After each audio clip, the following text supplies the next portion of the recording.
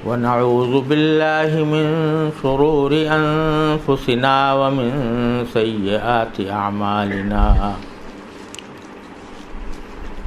من يهده الله فلا مضل له ومن يضلله فلا هادي له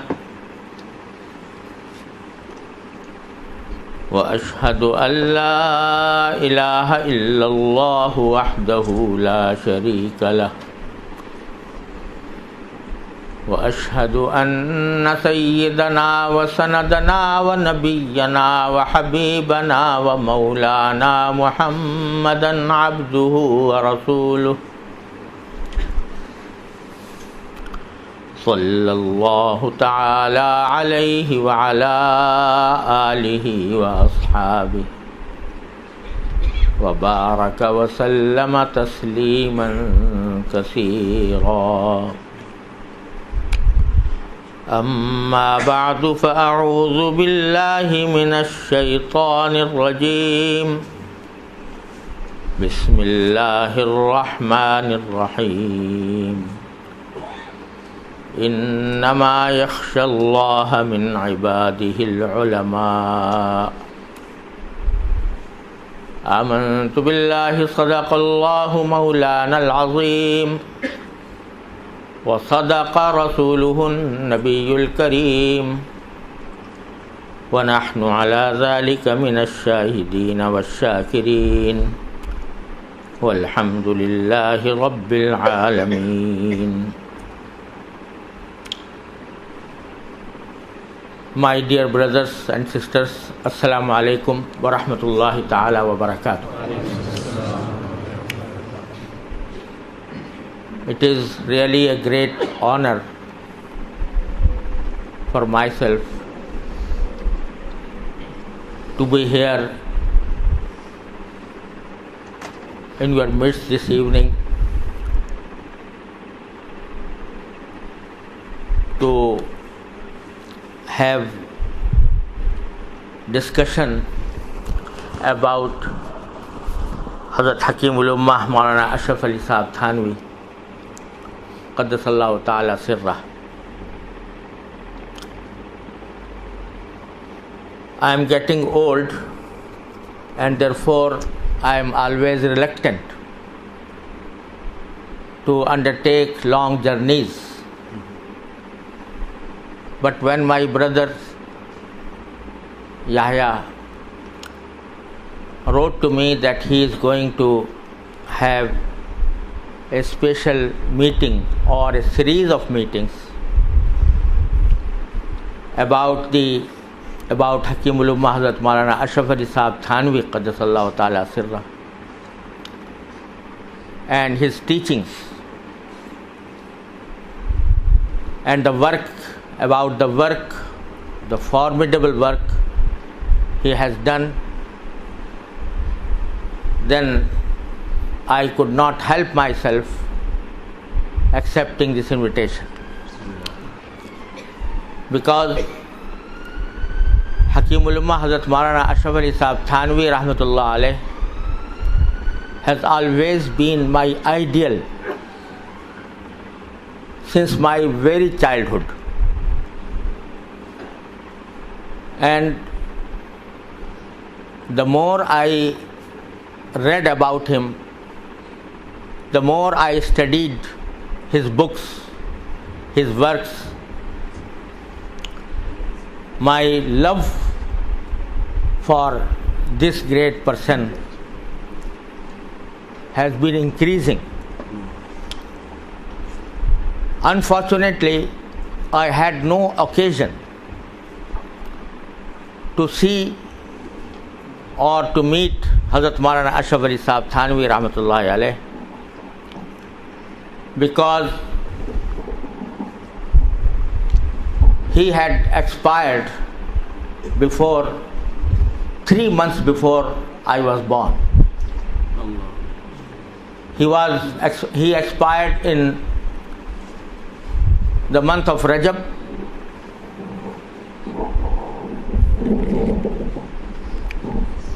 and I was born 3 months later in Shawwal. So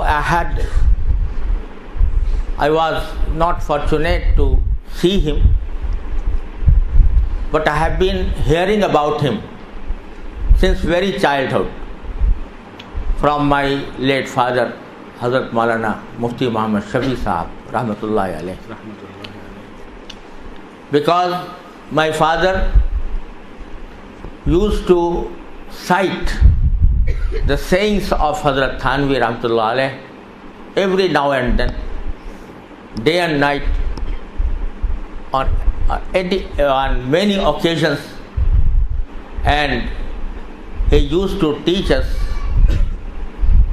about Hazrat Thanvi Rahmatullahi alayh.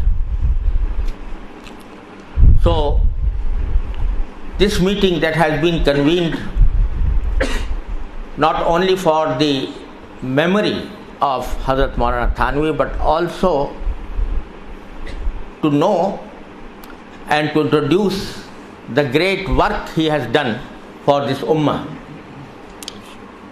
Unfortunately, out of the subcontinent of India, Pakistan and Bangladesh, very few people know about him.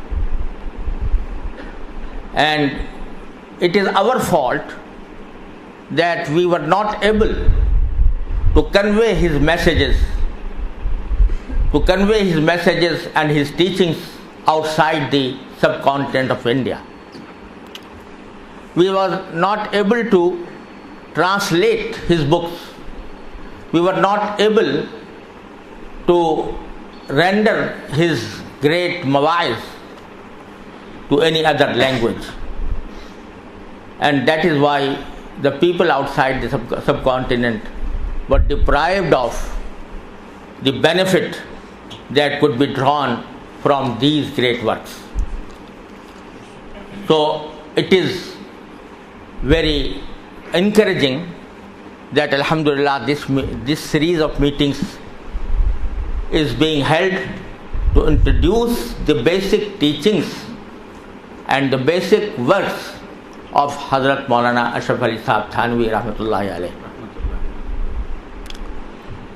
In fact, it is not possible in a single meeting to discuss the huge work done by Hazrat Maulana Ashraf Ali Sahab Thanvi Rahmatullahi alayh.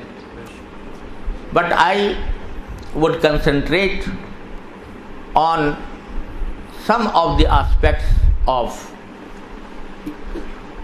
the works done by Hazrat Maulana Ashraf Ali Sahab Thanvi Rahmatullahi alayh. As many of you know, Maulana Ashraf Ali Thanvi Rahmatullahi alayh was educated in Darul Uloom of Deoband. And when he studied in Darul Uloom of Deoband, he was the pupil of Hazrat Sheikhul Hind Maulana Mahmudul Hasan Sahab Rahmatullahi alayh and many great ulama. And while studying there, he concentrated himself to get education and did not turn to any other. He had many relatives in the same town of Deoband, but he never went there and concentrated himself to get education. After which he was appointed as a teacher, as a professor in Jami'ul Uloom in Kanpur, and where from his the great preachings spread all over India. Then, beginning from because when we speak of Islamic studies, the first of all there is a tafsir of Quran. Secondly, ahadith of Rasulullah sallallahu alaihi wasallam. Thirdly, Islamic jurisprudence and Islamic fiqh. And fourthly, the tazkiyah or ihsan or tariqat or tasawwuf, by whatever name you call it. Hazrat Maulana Ashraf Sahib Thanvi Rahmatullah Alayh has formidable works on in all these spheres. As for tafsir of Quran, he has the wonderful tafsir of Bayanul Quran, although written in Urdu language, and sometimes it is presumed that being in Urdu, it addresses the needs of the common people.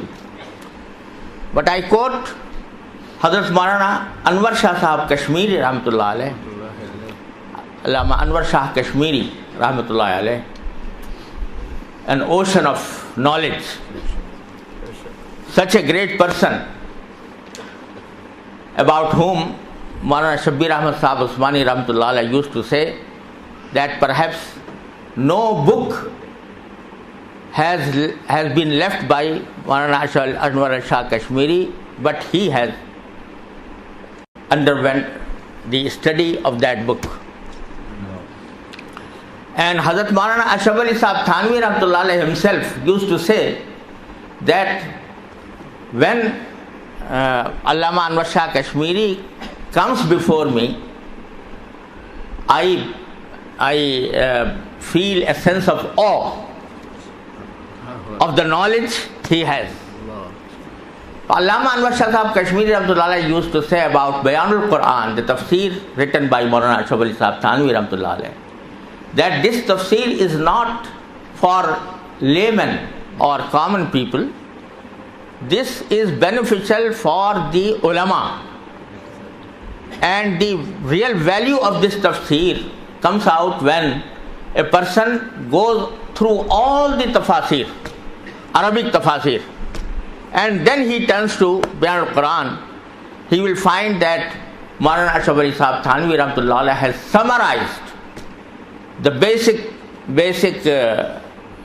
principles and basic interpretation of the Holy Quran, which makes one needless to turn to other tafasir. So this is what he has done about the tafsir of Holy Quran. Another aspect which I have noticed, because I used to study his mawaiz in his lectures or his dissertations, I always keep one of his mawaiz on the side of my bed, and before sleeping I at least read one page from the mawaiz. So while going through the mawaiz, I noticed that when he quotes an ayah of Holy Quran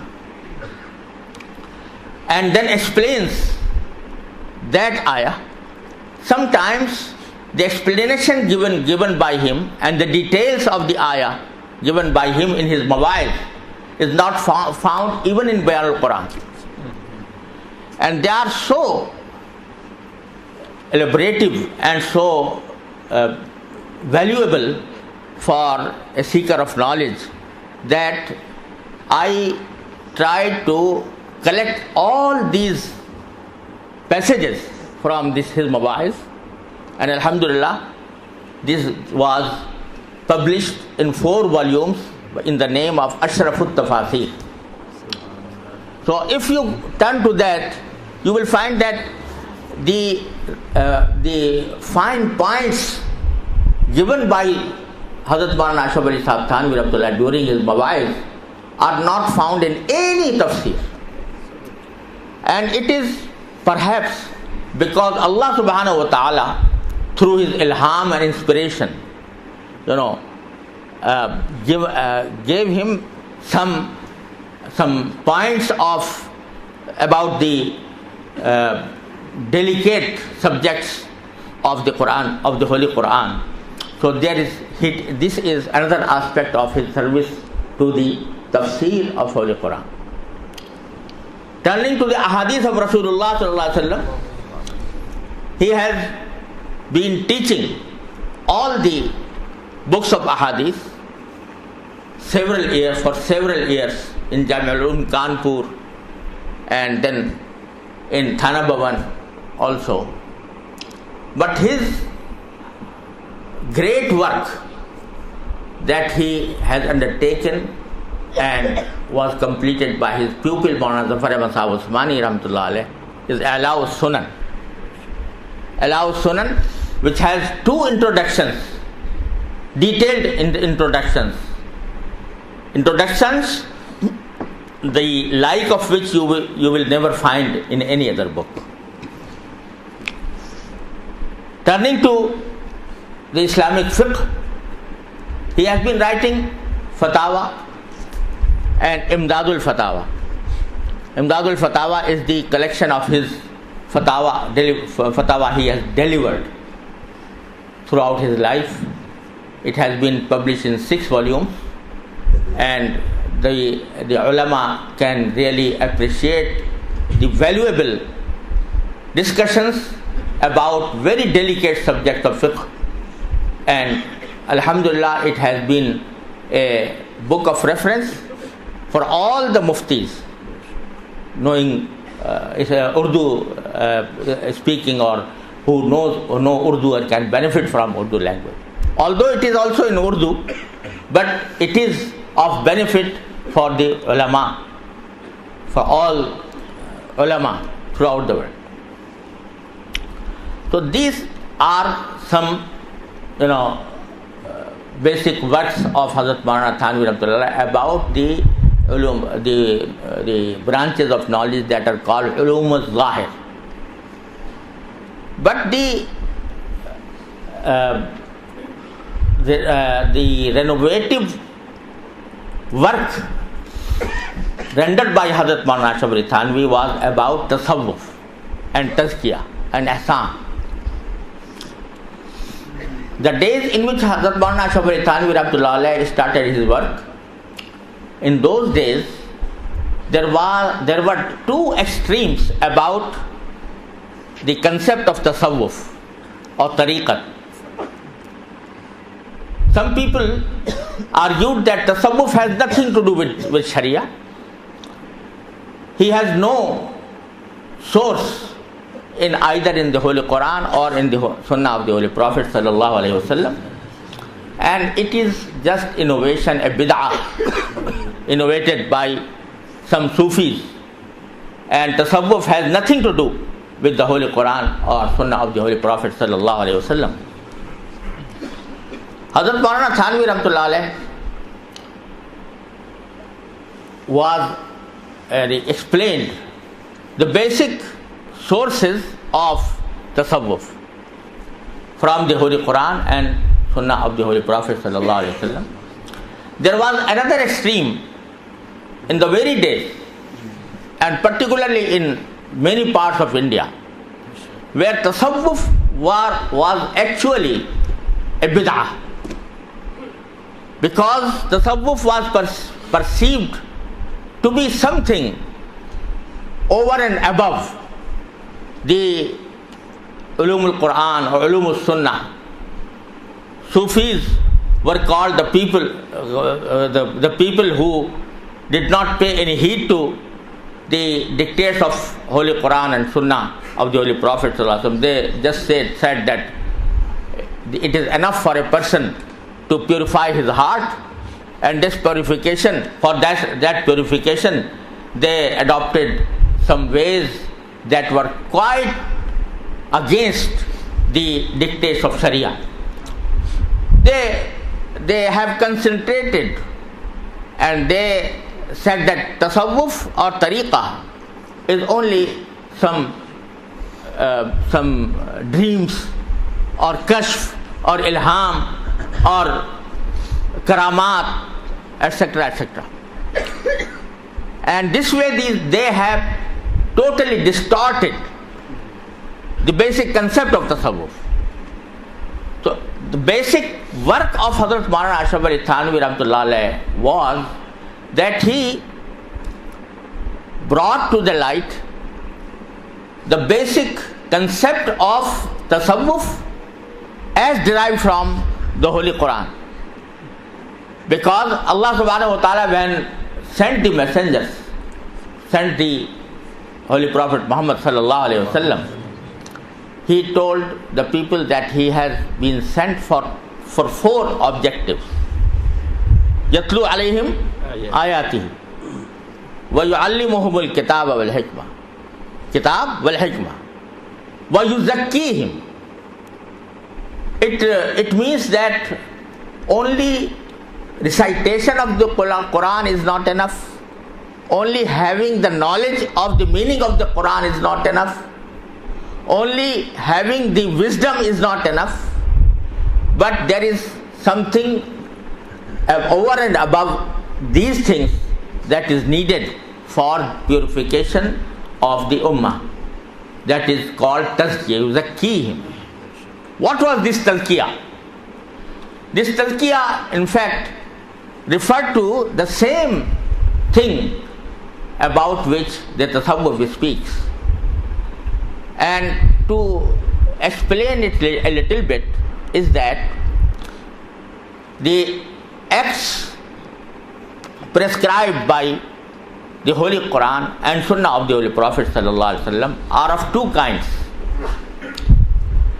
Some acts relate to our outward actions that are visible, that can be seen, that can be perceived. For example, performing salah, this is an act that can be seen, is visible act. Or keeping fast, or paying zakah, or performing hajj or umrah. All these acts are visible, physically visible.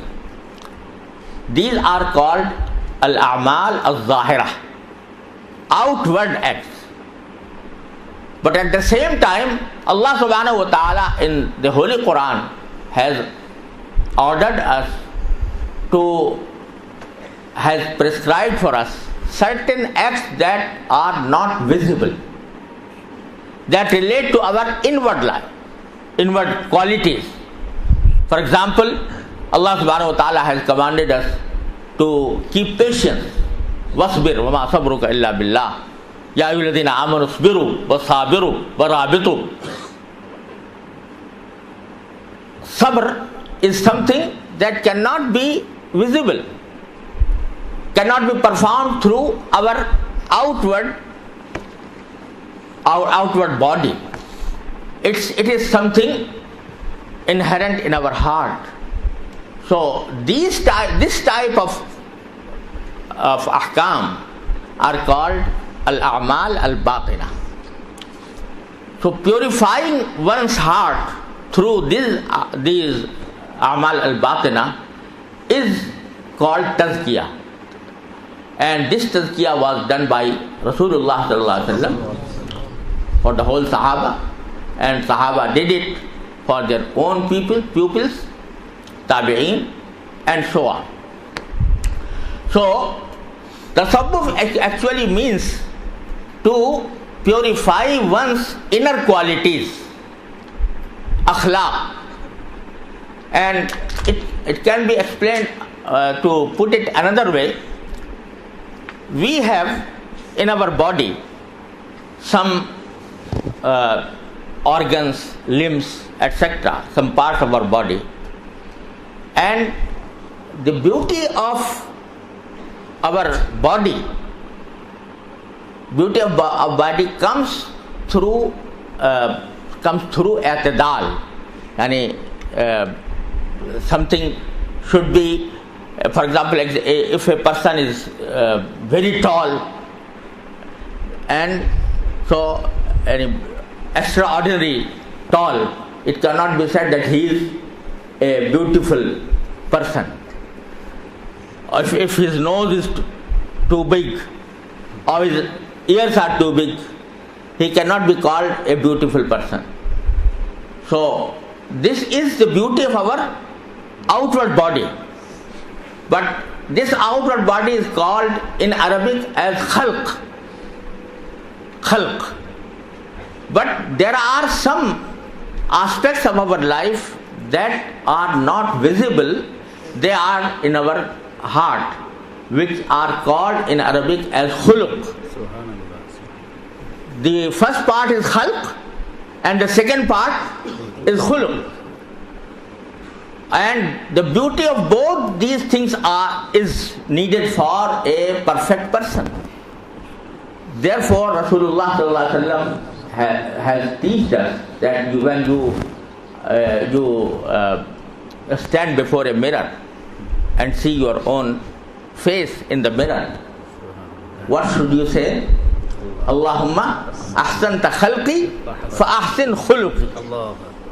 Allah, you have beautified my outward body, so therefore may Allah, you make my inner qualities also beautiful. Ahsanta khalqi fa ahsin khuluqi. So ihsanul khuluq, and ihsanul khuluq, yani beautifying one's inner qualities, is the essence of tasawwuf. For example, if a person is arrogant,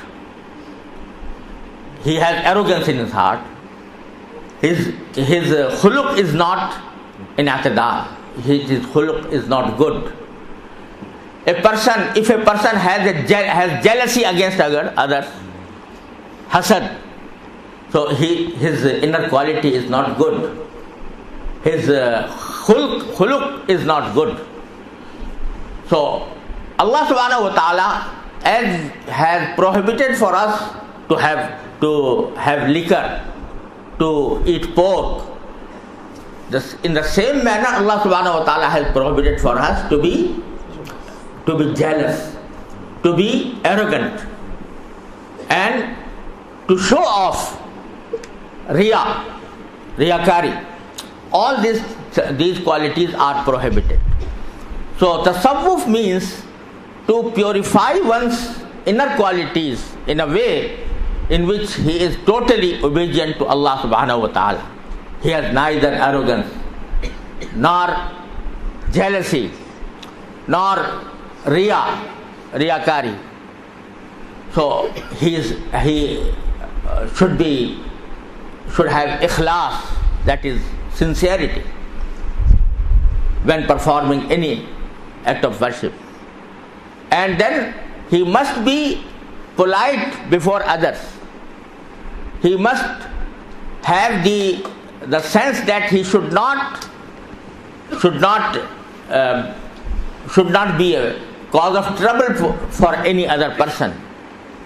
All these inner qualities are the subject matter of the knowledge of tasawwuf and tariqah. Hazrat Molana Ashraf thanvi rahmatullah through his books and through his writings and through his mawaiz has enlightened both aspects of tasawwuf. He has refuted those who used to say that tasawwuf is something alien to Sharia, something foreign to Sharia, something against Sharia, and for that purpose he has written the book Masail al-Suluk min Kalami Malik al-Muluk, in which he has inferred the Masail of Tasawwuf from the Holy Quran. And he has at-tasharruf bi ma'rifati ahadith al-tasawwuf, in which he has quoted those ahadith that enlighten us about the problems of tasawwuf. And I think this is the book that the translation of which has been launched and has been rendered in English by Yusuf de Ranzo, Hafizahullah Ta'ala. So on the one hand, he proved that the tasawwuf is not something against Sharia or something over and above Sharia. It is a part of Sharia. It is a part of the teachings of the Holy Quran and Sunnah of Rasulullah sallallahu alaihi wasallam. On the other part, he through his mawaiz and through his books and through his majalis, he explained how to achieve these inner qualities that are required by tasawwuf. And he has removed many misunderstandings or misconceptions about tasawwuf. For example, he used to say that one basic requirement of tasawwuf is that a person should not be a cause of any trouble to any other person. And I recall that my elder brother, Muhammad Zaki Kafi, rahimahullah ta'ala, when he was young and he learned to write. So my father, Hazrat Bana Mufti Muhammad Shafi Sahab rahmatullah alayh, instructed him to write the first letter to Hazrat Bana Thanvi rahmatullah alayh. Subhanallah. So when he learned how to write, the first letter he wrote to Hazrat Bana Thanvi rahmatullah. But obviously he was learning how to write, so his writing was not so good. So when the letter reached Hazrat Maulana Thanvi rahmatullah alayh, he replied the letter and encouraged him and said that I was pleased to know that you have now learned how to write. May Allah give you barakah. But at the same time, I advise you to improve your writing style. And after saying this, he said that you improve your writing style with the intention that the reader may not have trouble in reading your letter. Make this intention while you are learning how to write. And then the last sentence was, देखो मैं तुम्हें अभी से सूफी बना रहा हूँ. Look, I am making you a Sufi from the very beginning. So, if a common man who does not know about tasawwuf, he seems that tasawwuf is only to have muraqabah and kashf and ilham and sitting on the musalla and making dhikr, etc. But he does not understand what is the relevance of tasawwuf or Sufi from writing a good, improving his writing. But from that letter he told that it is tasawwuf, that if you write something and improve your writing with the intention that the reader may not have trouble, then this intention makes this an act of worship. This intention makes the whole thing an ibadah, on which inshallah Allah subhanahu wa ta'ala will give you a reward. So his way of training people was that the basic essence of the tasawwuf is to make oneself away from creating any trouble for any person. And this is exactly what the Sufiya Kiram have said. Tariqat bajul khidmate khalq nes, the tasbih ho sajjada o dalq nes, tariqat bajul khidmate khalq nes. Yahan tariqat yaani tasawwuf is not tasbih, is not sajjada, musalla. Or tasawwuf is not wearing a particular type of clothes. Tariqat bajul khidmate khalq nes. Tariqat is to serve the people, to render services to the people, and to make oneself khadim of all other people. This is the essence of tasawwuf. So he explained tasawwuf in a way that tasawwuf has become a part of our life. Part of our life from the morning to the evening. Every act done by a Muslim with good intention and adopting the proper way of doing it according to the Sunnah of Holy Prophet sallallahu alaihi wasallam is tasawwuf. And therefore Hazrat Molana Thanvi Rahmatullah alayh used to say that when someone becomes my murid, murid who makes bay'ah of tasawwuf on my hands, and I come across some of his faults about zikr or shaghl or muraqabah, so I do not pay much attention to it. But if I come across a person who is my murid and still he makes trouble for others, then I used to hate that person. Once Hazrat Molana Thanvi Rahmatullah alayh made a person a khalifa of him. A khalifa, that he has given ijazah to him to make bay'at, to take bay'at of others. That khalifa once came to him traveling to Thana Bhavan and came along with his child and presented that child before Hazrat Molana Thanvi, that I have brought this child in order to seek dua from you about this child. Please make dua for him. Hazrat Molana Thanvi Rahmatullah alayh made dua for him. May Allah give him barakah. Then he asked the Khalifa, what is the age of this child? He said his age is 13 years. Hazrat Molana Thanvi Rahmatullah asked him, did you purchase a full ticket for him? No. Did you purchase a full ticket of railway ticket for him, or half of the ticket? He said a half of the ticket. He said why?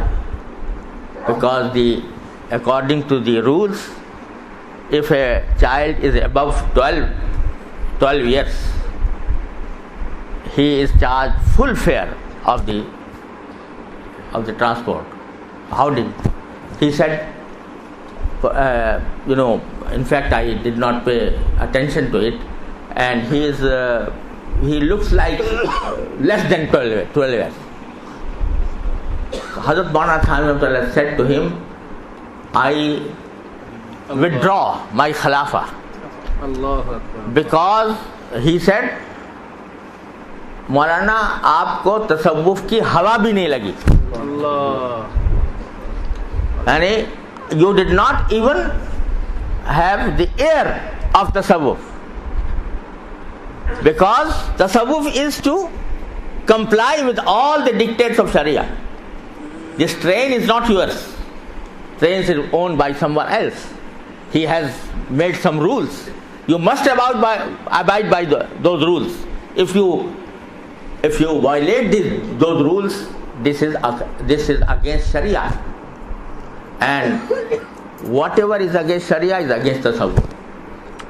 So in this way, Hazrat Molana Ashraf Ali Sahab Thanvi Rahmatullah used to train people, and because this is in fact purchasing a lesser ticket, this is because of the love of mal, hubbul mal.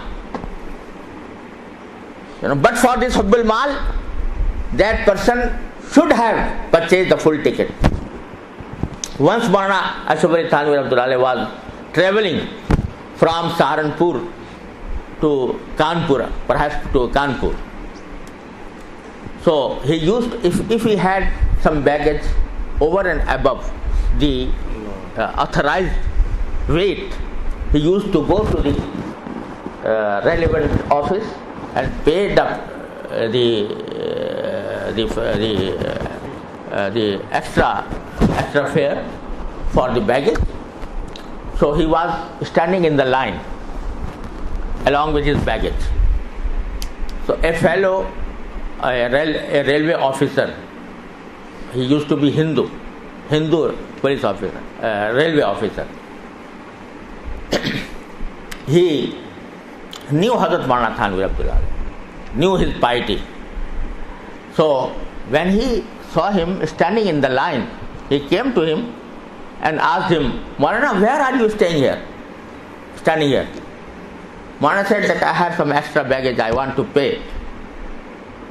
He said, no, why are you paying this extra amount? I am the officer and I exempt you from that. So Maulana said, how are you exempting me? When I board the train, then there will be another officer who will ask me that this baggage is extra. He said, no, don't worry about it. I'll tell the guard of the train. He will not, object on your extra baggage. He said, but that guard, up to what station, up to what town he will accompany us? He said, he will be to a particular station. I said, what will happen after that? He said, after that he will tell his successor, and he will not object on you. He said, then when when I reach Kanpur, then the people will ask me, you have extra baggage. He said, the guard will tell the Kanpur officers and they will relieve you. Then what will happen after that? There's nothing to happen. Nothing to happen. After that you will be relieved and you will go to your destination. One said, no, I have another journey after that. So what is that journey? He said that after this journey I have to go to my Allah subhanahu wa ta'ala. And who will save me from there? So this was the way of thinking of Hazrat Maulana Ashraf Ali Thanvi about tasawwuf. All these things were tasawwuf. Not only just sitting alone and making zikr, etc. Making zikr, no doubt, is a great thing, but it is not the basic objective of tasawwuf. It is something to help one to refrain from sins. It is something rewardable with Allah subhanahu wa ta'ala. But the main thing is to purify one's inner qualities, al-khuluq al-hasan. And for that purpose he had a khanqah in Thana Bhavan, where all the people used to come and stay, and he used to oversee each and every harakat of everybody and used to train them about that. Then he, sometimes I feel that Allah subhanahu wa ta'ala, when Allah subhanahu wa ta'ala chooses a person for the service of his deen, then each and every minute of his life becomes beneficial for the ummah. Sometimes I feel that it is reported by all the Khulafa of Hazrat Maulana Ashraf Ali Thanvi Rahmatullah that he used to have a majlis, a sitting after Zuhr. And during that majlis, he used to receive the letters from his followers or from his murids and used to reply them. The people are sitting before him, and he is reading the letters and replying to those letters. And while replying to those letters, because the people who wrote him letters, used to ask them many questions. Questions about Sharia, a question about fiqh, masail, questions about tasawwuf, questions about tafsir, questions about hadith, etc. etc. So used to write. So when he felt that a question is such that its reply will benefit those present here, he used to say that a person has asked me this question and I am writing his reply in these words. And by the way of replying that question, he used to say many principles of tasawwuf, many principles of Sharia, etc. This was his one of his ma'mulat from in the Khanqa of Thana Bhavan. So sometimes I feel that when he wrote the letters, replied the letters, and explained them before those present, at the same time, four books were being prepared, because the questions relating to fiqh and the fatwa given by him, that was classified separately and was published in Mundadul Fatawa, 6 volumes. Subhanallah. Whatever he explained before those present were recorded in writing, and those are published in the shape of malfuzat. 20 volumes. 20 volumes of malfuzat. The same majlis.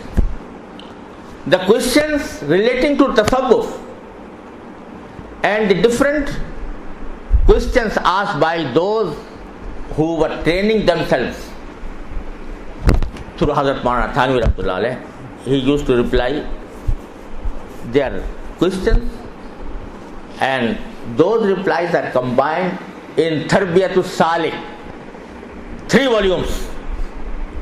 And Tarbiyatus Salik is the unique book that has no parallel at all throughout the history. Because previously, when a sheikh received questions from his murids, he used to reply them either orally or in writing, but nobody recorded them. Hazrat Maulana Thanvi Rahmatullah Alayh's phase was such that all these replies were committed to writing, and then were classified according to the subjects. For example, there is a chapter of ikhlas, how to achieve ikhlas, what is the meaning of ikhlas, how to achieve it, what is against ikhlas, what is not against ikhlas. This is a chapter in Tarbiyatul Salik. Another chapter about, for example, shukr. Shukr is an act, is an inner quality, or is an act of ibadah. So what is shukr and how to pay shukr to Allah subhanahu wa ta'ala? What is against shukr? All these are in a separate chapter. Jealousy, arrogance, riyakari, all these things have been classified, and the replies given by Hazrat Maulana Thanvi Rahmatullah Alayh to his murids about those were collected in a single book that is called Tarbiyatus Salik. And unfortunately, it has not yet been translated into any other language. Otherwise, it is a masterpiece in tasawwuf, because it tells you each and every aspect faced by a person, by a seeker of tasawwuf. It deals with all relevant things. So this has come out of that majlis of after Zohar, Imdadul Fatawa, Tarbiyatul Salik, Malfuzat. All these things through that majlis. So Allah subhanahu wa ta'ala has given him tawfiq to explain all these matters. And then his mawaiz, he used to deliver speeches for reformation of oneself, Islahi mawaiz. And it was through the strength given by Allah subhanahu wa ta'ala that he sometimes delivered a lecture for 7 hours constantly. Subhanallah. 7 hours constantly, without any break, from after Fajr up to Zuhr, standing. And sometimes his lectures were of 3 hours, 4 hours, 2 hours, at least 2 hours. And this was a time where there was no tape recorder, no recorder were available, but there were people who wrote those mawaiz simultaneously, and those mawaiz are now published in 20 volumes. Each volume has 10 mawaiz, and it was Hazrat Molana Thanvi Rahmatullah Alayhi's style that he never spoke about a particular subject asked by the people. He used to say that I do not prepare my wa'az. I don't prepare my wa'az or my lecture. When I sit or stand for delivering lecture, I ask my Allah subhanahu wa ta'ala, please give me or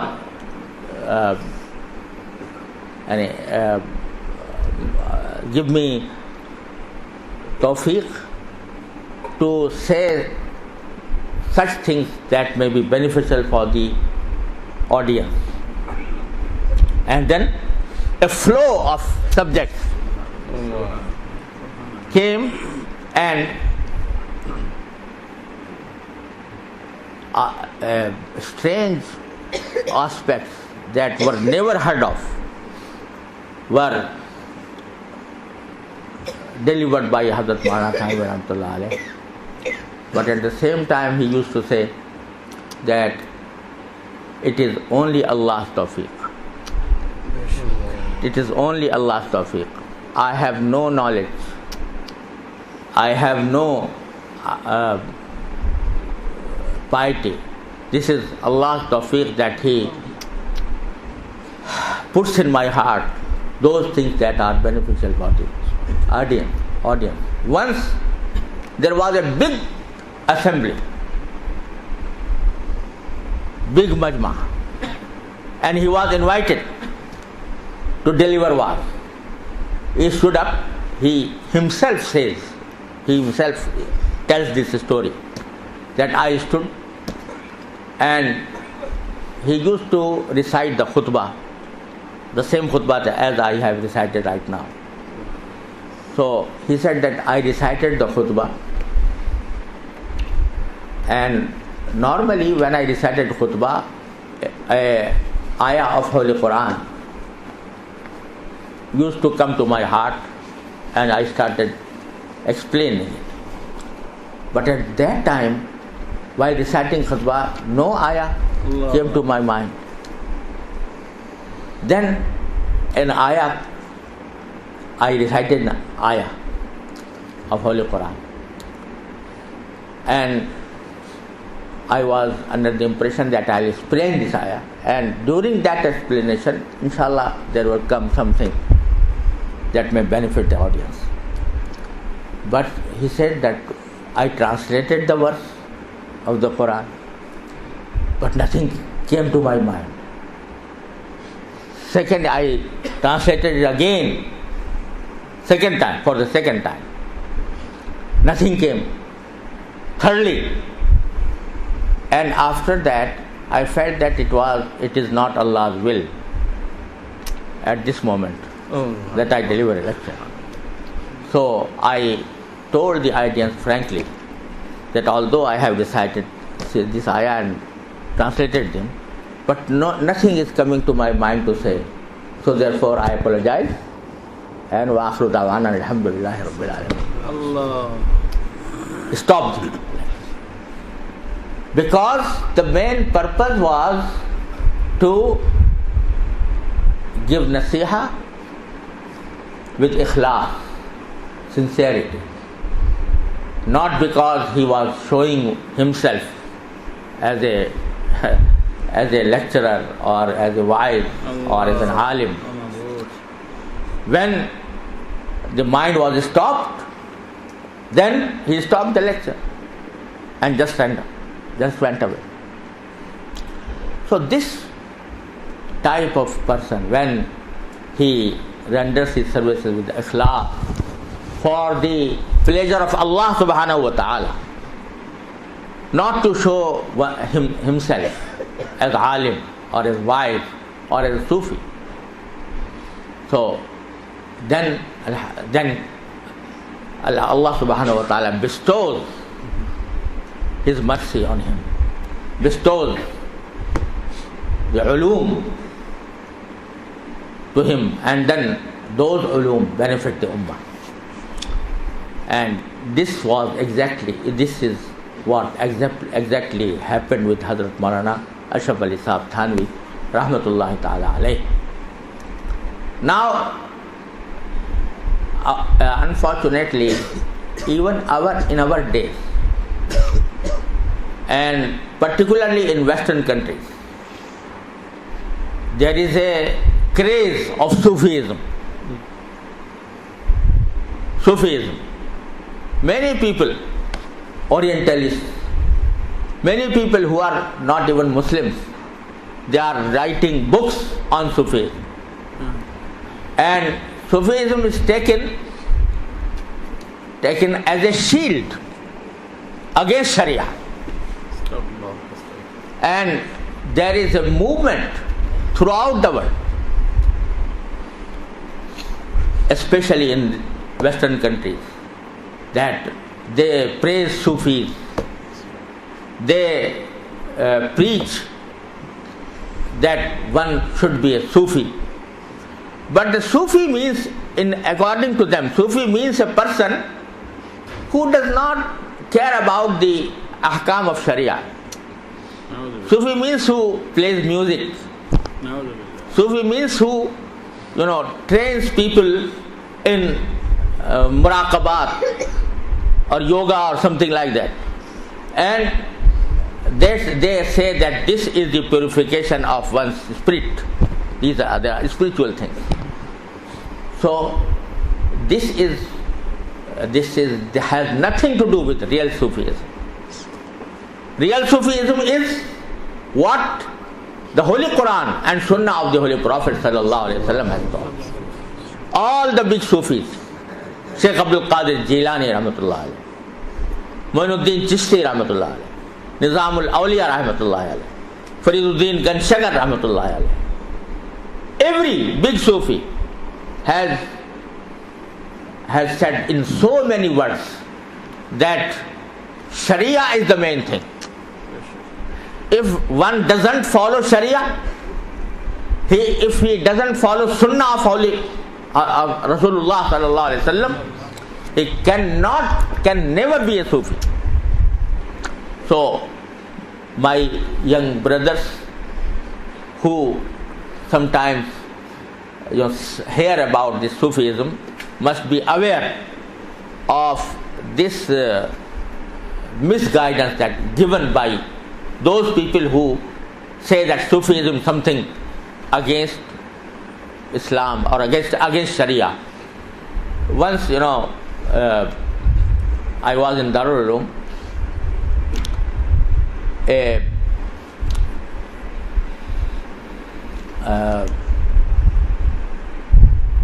Ambassador of a Western country visited Darul Uloom, and he used to visit us.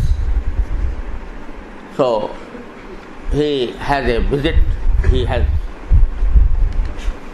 seen what is being taught in Darul Uloom. Then after that, he said, Taqi, Mr. Taqi, in fact, although you are educating people in Islamic studies, that is very nice and good, but you pay more attention to Sufism, and you must promote Sufism here. So I asked, what kind of Sufism you do mean? He said, at least there should be some music to be played in the room. So these are some spiritual matters that should be undertaken, and the people and the students should be trained, because you have a very rich history in subcontinent. You have a very rich culture in Sindh, in Punjab, in Sarhad, etc., in frontier. And I have gone through all these cultures and found them that while they are on a tomb of a big Sufi, they make qawwali, they play music, and they dance. So this dance and this music and this is something to improve one's spirit, and this is a spiritual thing that you should pay attention to. Then I told him that perhaps you have studied Sufism by seeing these people dancing over the tombs of the big Sufis and playing music, or perhaps you have studied some Western books on Sufism, but let me tell you what Sufism is. Then I explained to him. So he was wondering. He said, oh, I thought quite opposite of this. I thought that this Sufism is something spiritual and has nothing to do with the outer acts of. So if someone does not follow the outer acts or injunctions of the Sharia, then still he follows these things, and spiritually he calls Allah subhanahu wa ta'ala while dancing, while playing music, etc., then he will be a big Sufi, and he will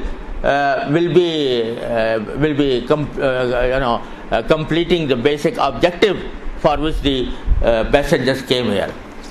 So this is the concept of Sufism that is being promoted intentionally sometimes, and in order to avoid the injunctions of Islam.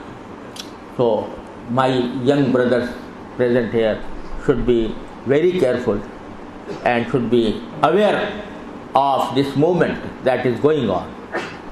If they study Molana Ashraf Thanvi Rahmatullah alayh, they will find the true essence of the tasawwuf, inshallah.